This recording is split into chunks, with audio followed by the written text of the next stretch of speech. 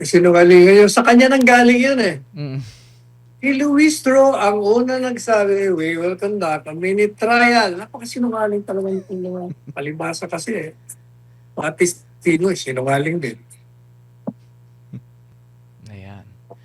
Attorney Sal, doon din sa kanilang palitan ng diskusyon with the prosecution panel, lead prosecution panel, nabanggit nga doon sa, or ni Representative Luistro, maraming nag-react nito, Attorney Sal, kasi nga nabanggit niya doon sa House level na tila isang mini trial umano yung nagaganap doon sa Committee on Justice. Pero pinabulaanan niya ito nung nag-object siya doon sa nagpapatuloy na cross examination na never or naging consistent sila na hindi nila i-consider na mini trial yung nandoon sa Kamara na pagdinig doon sa impeachment ni VP Sara. Ano pong masasabi niyo dito, Attorney Sal? Sinungalingan yun. Sa kanya nang galing yun eh. Mm. Si Luis Tro ang una nagsabi, we will conduct a mini trial. Napakasinungaling talaga yung mga palibasa kasi eh. Mga testigo, sinungaling din. Kaya consistent. Yan ang tinatawag na consistency lies. Sure. Ayun. Yun yung siguro doon, Attorney Sal, pagiging consistent nga nila. Eto, meron pang nagtapos na nga sa yung Article 4 na impeachment na pagdinig kahapon, Attorney Sal. Pero naging sentro pa rin nung talakayan nung impeachment trial ni VP Sara itong 1967 Supreme Court ruling sa kasong Stonehill versus Jokno. Matapos nga questionin nung mga nakarang araw ni Senator Pia Cayetano yung hiling na prosekusyon na mag-issue nga ng subpoena para sa mga bangka records at financial records ng Vice Presidente na kalaunan ay inaprubahan naman din ng Senate Impeachment Court. Iginit naman ni Prosecutor Representative Chel Jokno magkaiba yung search warrant at subpoena at hindi otomatikong maging ebidensya nga yung mga dokumento makukuha sa pamamagitan ng subpoena hanggat hindi ito tinatanggap ng impeachment court. Sa huli,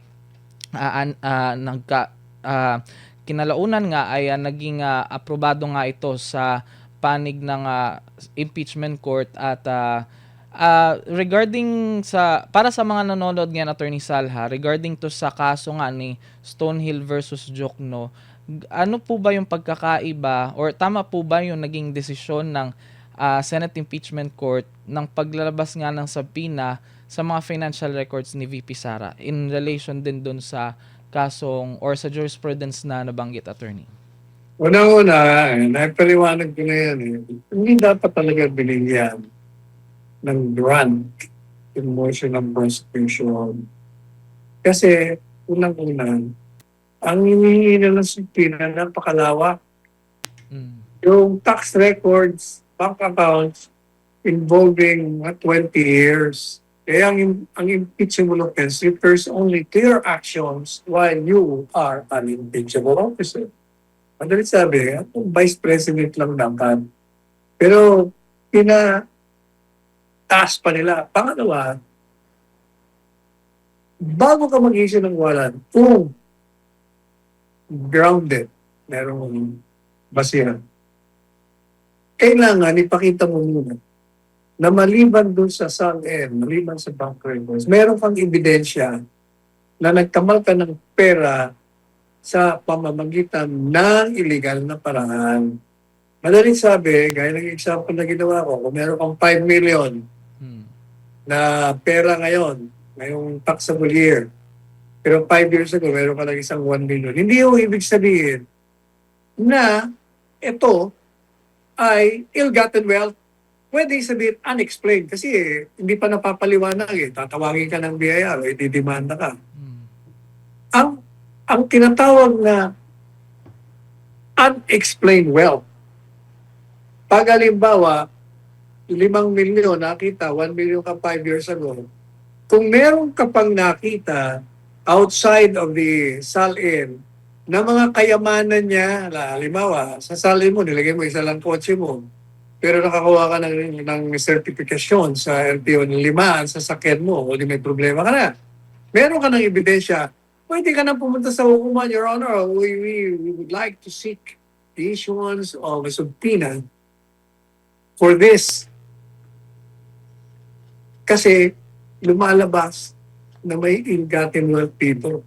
Kaya ilabas mo natin yung kanyang mga bank records, SALN, para makita mo natin kung paano niya nagkamal ng perang ill-gotten. Nandaman. Ayan. Kaya Mm. sa tingin ko, gaya na sinabi ko nung isang interview ng Hana ba o ni Jason, Mm. thank you. Bakit grave abuse of discretion yan ng hukuman? At saka hindi ko rin nga maintindihan hanggang ngayon Hindi ko pa natatanong si Senador Robin Padilla. Yung bang ruling na yun, ruling ba yun ng impeachment court o ruling lamang ng presiding officer? Mm. Alam niyo kung bakit? Kasi Mm. pinabayaan niya magdiskusyon ng katakot-takot na ilang oras. Yung pala, meron na siyang resolution. Mm. Binasa niya ng kahaba-haba, obvious na prepare yun few days earlier. Mm. Kaya, kitang-kita mo na, mali Kaya nga sinabi kayo, ba tinawag ko walking disaster ito? O siya nga pala, bago ko makalimutan Yes, attorney. alam mo, yung tungkol kay Robin Padilla, gawan nyo nga ng istorya yun Kasi mali yung mga pinalabas ng mainstream media. Na-discuss ko na. Mm. Nag-text sa akin si Senator Robin na nanonood siya ngayon. Nanonood, kaya lang, late na siya, na-discuss ko na. Padala, gawan nyo na lang news item to at padala ko rin siya ng mga discussion. Yes, Attorney Sal. Ayan. Maraming salamat po. At well, kitang-kita before sa mga nangyaring impeachment ngayon ay nagpalabas ang pinakauling survey, Attorney Salha, ng Pulse Asia. Dahil dito, nanguna sina Vice President Sara Duterte at Senator Bongo sa pinakauling Pulse Asia pre-election survey para sa halalan sa 2028. Sa survey, nangyari or lumabas na nakakuha si VP Sara ng 49% na suporta para sa pagiging presidente. At habang sumunod naman si Naga City Mayor Leni Robredo na may 26%, habang pumangatlo naman ito si Senator Raffy Tulfo na may 14%. Para naman sa pagka-Vice President, nanguna si Senator Bongo na may 27%, sinundan ni Senator Robin Padilla na may 21%, Senator Bam Aquino 14%, at ang dating Senadorang Grace po na 14%. Sinagawa itong survey, Attorney Sal, habang nagpapatuloy nga yung impeachment trial or proceedings laban kay Vice President Sara Duterte. Ano na po ang inyong masasabi dito na mataas yung preference ng mga Pinoy kay VP Sara? Talaga namang mataas Hindi mo na kailangan ng survey, kahit saan ka pumunta, puro Sara Mm. Kahit saan ka, maniwala ka. Alam po ninyo, ito ibibida ko sa inyo kasi kahapon, kagabi, nagpunta ako dyan sa Pada, birthday ng designer na si Coco Cordoba. Daming tao sa club. Yes, Attorney. Siguro matatundaan yata yung tao, mga guests. Mga nasa alta syudad, nasa middle class, daming tao. Alam nyo, ako na, whether I like it or not, rightly or wrongly, pag ako nakikita ng tao ngayon, they identify me with my friend, Duterte. Parang, ako nakikita lang si Duterte. So pag nakita mo ako Duterte, ganoon din, parang Sara na rin. Diba? Kaya lahat ng mga yan, nagpapapicture, tapos kung ano mga sinasabi, encouragement, voice of whatever, previous places. Maniwala ba kayo? Dahil sobrang, daming tao. Napagpawi, parang naliligo na ako sa pawis. Sabi ko ibili yun, uwi na tayo. Alam niyo ba na paglabas ko doon sa Bukog, darano kami sa casino. Bawal nga magpa-picture doon sa mismo casino, kaya kailangan doon pa sa balabas ng casino. Dami nagpa-picture na naman. Nung sabi ko, tayo na, grabe na basa ng pawis ko. As in, para kang binuhusan ng tubig Mga Amerikano pong. Pagpasok ko namin doon kasi wala kang choice kundi dumaan doon sa gitna ng casino eh. Ang dami naglalaro. Oh, maniwala ba kayo? Nag-chanting ang lahat ng mga players doon. Yung mga naglalaro at nagpapalaro. Duterte. Nung makita ko, nagsigawan sila. Duterte. Duterte. Pakala ko, kalinday sa Duterte. Wala. Maniwala kayo. Mm. Sumabog yun. Sayang hindi ko na i-video eh. Mm. Too late na. By the time na ilagay ko sa video, bigla lang natapos yung chanting. Ganon no, ang tao ngayon. Maniwala kayo sobra. Mm. Pero yun, hindi katakataka na siya ang gusto. Mm. Ang interesante, yung Vice President, Mm. si Bongo nangunguna ha. Yes, Pero ang yes, layo attorney. niya kay Senador Padilla, 6%. Mm. 5 to 6%.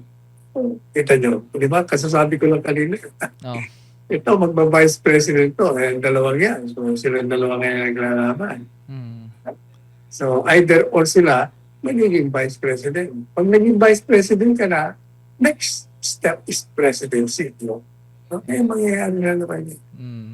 Unless, na merong isang hindi nila kilala, o kilala na nila, pero hindi nila alam tatakbong Vice President. Mm. Pagkaroon ng, alam mo, hindi yung pulisan, hindi mo nila naman taon. Mm. But, sigurado, mga mananalong Vice President yan, kung sino ang katandem ni Bibi Sara. Yun ang Ayan.